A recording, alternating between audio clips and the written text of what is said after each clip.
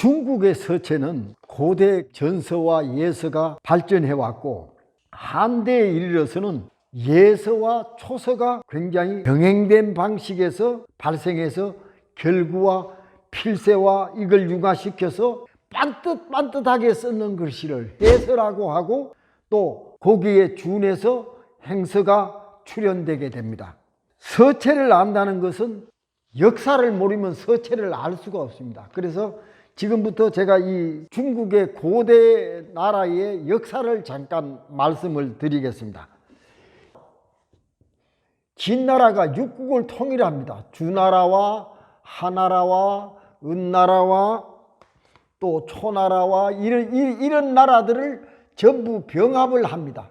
이것이 BC 300년경입니다. 여기에서 물러나와서 한나라가 생기게 됩니다. 이 한나라는 유방이 세웠지만 이게 BC 40년경입니다. 벌써 340년이 흘렀다는 말이죠. 그 다음에 여기에서 삼국이 생깁니다. 송건이 세운 오나라와 유비가 세운 총나라와 이제 조조가 한나라 말기에 그대로 했지만 나중에 위나라를 세웁니다. 그래서 그 세 나라를 조조라고 하는데 여기에서 삼국 다음에 이 진나라가 나오는데 이 진나라는 우리 글씨의 서성이라고 하면 글씨의 왕이라고 하는 왕이지가 태어나게 됩니다. 이 행서 해설을 얘기하면서 왕이지를 빼놓을 수가 없습니다. 행서는 이 오체의 꽃이라고 합니다. 왕이지는 모든 서체에 능하였고 그를 우리가 말해서 서성이라고 합니다. 왕이지가 난정서를 쓰게 됩니다.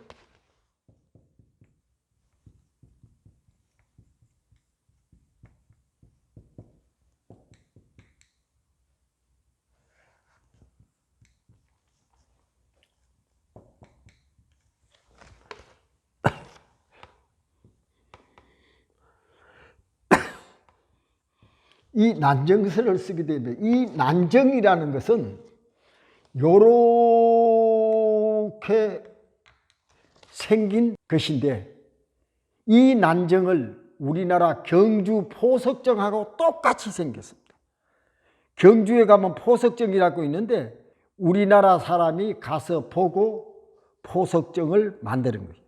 우리나라 포석정을 보고 일본 홋카이도에 똑같이 만드는 것이 또 있습니다. 난정이라는 곳에서 모여서 시를 읊는데 여기에서 술잔을 띄우며 술이 물을 따라서 이렇게 흘러갑니다. 자기 앞에 오면 시를 한 수 지어야 됩니다. 그래서 중국 진나라 목종 영화 9년에 353년입니다. 353년에 회계산 난정에 모여서 42명이 명사들이 모여서 시를 짓고 그것을 묶어서 서문을 쓴 것을 난정서라고 얘기합니다. 이 난정서는 해서에서 행서로 넘어오는 서체입니다. 이 난정서는 잠전지에다가 그러니까 누에 고치에서 나온 것을 썼는 그 종이 같은 데다가 서수필로 쥐수염으로 글씨를 쓴 것을 얘기합니다. 이것은 도합 28행 324자입니다. 324자를 썼는데 이분이 써갖고 제일 처음 써서 보니까 좀 시원찮아서 한 100여 번을 더 썼는데 나중에 전부 피워놓고 보니까 제일 먼저 쓰는 것이 제일 잘 썼다 해서 그것을 모았습니다.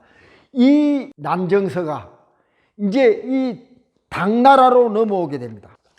여기 이제 이 진나라로 가게 되면 이제 여러 가지 뭐 송나라가 있고 뭐가 있고 오는데 이때가 이제 수나라와 당나라로 넘어오게 되는데 이 수나라는 제치고 당나라 때는 당나라 태종인 이세민이가 아주 왕이지의 글씨를 좋아했습니다. 그래서 이 글씨를 너무 좋아해서 왕이지의 글씨를 가져오는 사람에게는 집도 주고 관직도 주고 돈도 주고 이렇게 해서 왕이지의 글씨가 흩어져 중국 전역에 흩어져 있던 것이 전부 당나라 왕궁으로 몰리게 됩니다. 근데 이분이 얼마나 이것을 좋아했으면 죽을 때 자기가 가지고 있던 왕이지의 글씨를 전부 다 무덤 속에 가지고 가버렸어요. 당나라 당태종의 무덤은 어디 있는지 모릅니다. 어떤 호수 밑에다가 파서 다시 호수를 메꿨다고 해서 그거는 모르고, 자, 그래서 왕이지의 난정서 진보는 없어집니다. 당태종은 자기의 왕이지의 모든 글씨를 가지고 자기 무덤 속에다 넣어놔 버려서 이 왕이지의 글씨가 지금 중국에서는 거의 전무하다시피 합니다. 그러나 난정서가 남아있는 것은 이분이 우세남이 구양순 저수량에게 그것을 임서하게 만듭니다. 그 글씨 그대로 써서 만들도록 명령을 해서 그 나온 글씨를 왕자나 혹은 근신들에게, 자기에게 친한 가까운 신하들에게 해줬는데, 지금 남아있는 것은 이분들의 글씨만 남아있는 거죠. 왕이지 체지 왕이지의 진본이 아닙니다. 그래서 지금 우리가 이 난정서를 공부를 보통 한국에서는 학원에서 공부를 합니다. 난정서를 많이 공부를 하는데 이 글씨는 해서에서 행서로 넘어오는 아주 과정의 중요한 글씨체가 됩니다. 난정서를 공부할 때에 마음을 깨끗이 해야 돼요. 비워야 돼요. 그래야 글씨가 써집니다.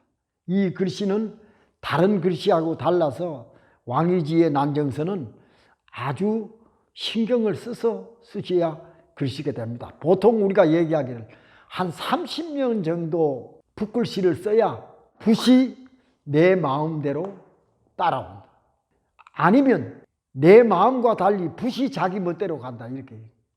그 글씨를 제대로 쓰려면 시간을 단축해서 여러분들 열심히 공부하시면 이루어질 수가 있습니다. 지금부터 초서와 행서를 한번 여러분들한테 쓰는 것을 보여드리겠습니다.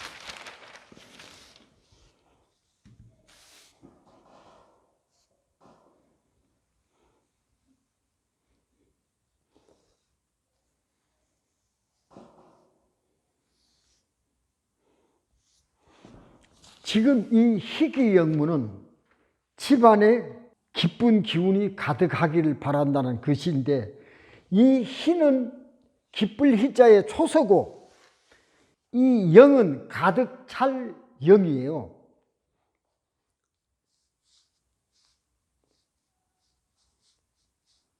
가득 찰 영이에요. 그러니까 이렇게 행서와 초서가 섞인 글씨를 행초서라고 합니다. 이 기쁠 희자를 초서를 알아야 행서가 나오고, 요 행서는 여러 개 되지고, 이 가득 찰 영도 마찬가지입니다. 이 문문자는 이것이 문문자의 초서에. 그래서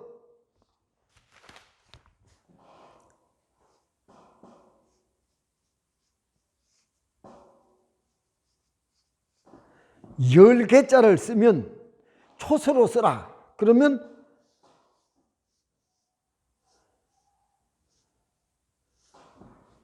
문문자를 이렇게 쓴단 말이에요. 초서는. 그래서 여러분들한테 이걸 지금 설명을 드리는 것은 이 기쁠 희자는 초서고 행서고 초서고 행서다.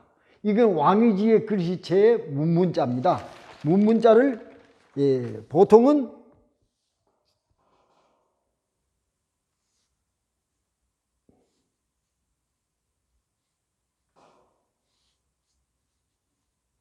문문자를 보통은 이렇게 쓰는데 왕이지는 이렇게 썼다. 똑같은 행서를 써도 어떤 분들은 구양순 글씨체를 배웠다. 어떤 분들은 안진경 글씨체를 배웠다. 하지만 안진경 글씨체는 좀 날카롭고 삐죽삐죽하고 이 왕이지와 구양순은 좀 밑이 좀 투박한 글씨를 의미합니다. 그래서 이런 그게 있고 행서로만 여러분들한테 행초서가 아닌 행서로만 여러분들한테 한번 쓰는 것을 하겠습니다.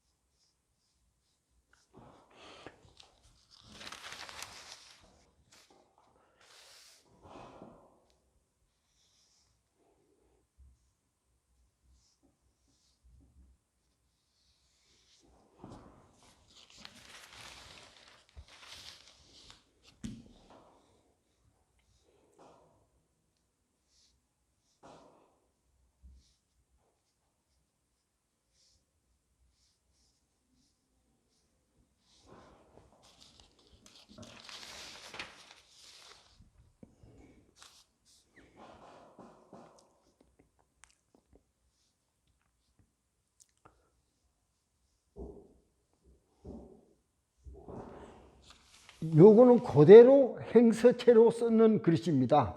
클태 태산, 높은 산을 말이 없다. 이 얘기는 위로 올라가실수록 지위가 높아질수록 고위 공직자가 될수록 말수를 줄인다.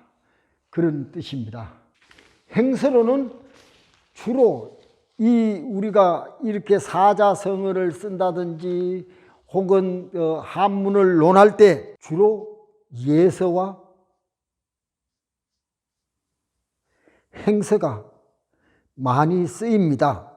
초서는 이런 글씨에 거의 쓰이지를 않아요. 초서를 섞어서 쓸 경우를 행초서라고 합니다. 예를 들어서 말씀 원자 같은 것도 이렇단 말이에요. 이 점이 2개고 이러면 말씀 원자예요. 그러니까 이런 글씨를 거의 쓰지 않는다. 행서로 주로 쓴다. 그래서 행서 공부를 여러분들이 많이 하셔야 이 글씨가 나온다. 그런 뜻입니다. 여러분 지금까지 우리가 행서를 공부했습니다.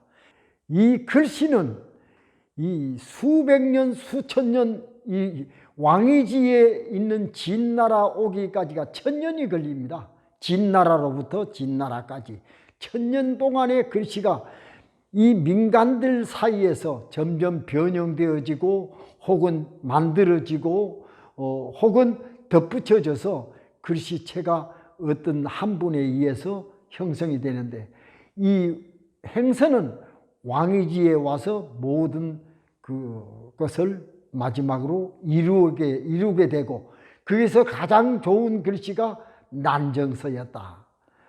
난정이라는 것은 우리나라 포석정도 난정과 같은 똑같이 만드는 포석정이 있습니다. 일본에도 만든 것이 있습니다. 여러분 행서는 많은 노력에 의해서 시간을 거기다가 쏟아야 행서가 이루어집니다. 그냥 써지는 것 아니고 보통 하는 분들 얘기는 5년, 10년 정도 해야 가운도 써줄 수 있고 사자성어도 써줄 수 있다고 합니다. 여러분 행서 공부를 더욱더 열심히 하시고 행서에 대한 역사나 이런 걸 알아주시면 더욱 감사하겠습니다. 고맙습니다.